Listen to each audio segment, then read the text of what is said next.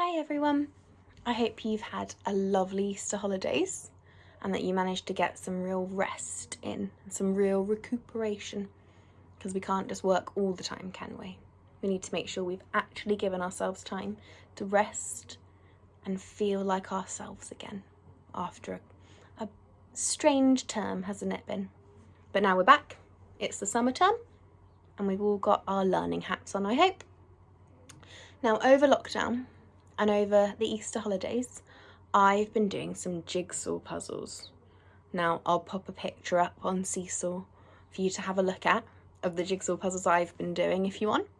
I wonder if any of you have done any jigsaw puzzles, and if so, maybe you could pop your hand up now and tell your class about what jigsaw puzzles you completed and how many pieces you completed.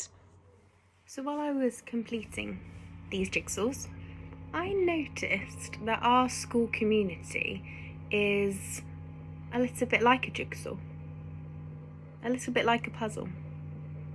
Everyone in our community, it reminds me of a jigsaw. I wonder if you could pause here and have a discussion about why you think I think this.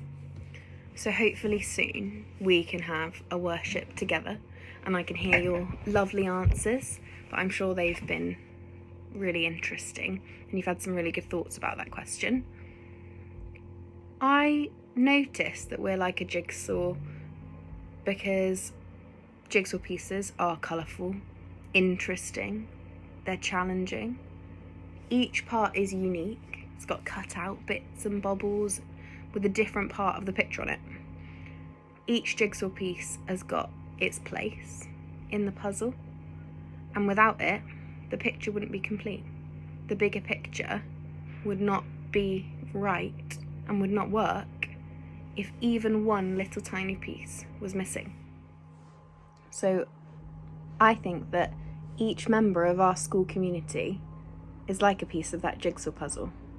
Each person and each member of our community is different, has different interests, have different dislikes, look different, sound different, enjoys different things, has different strengths and different weaknesses.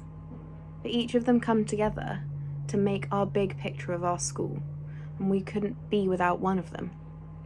We couldn't be without one of you.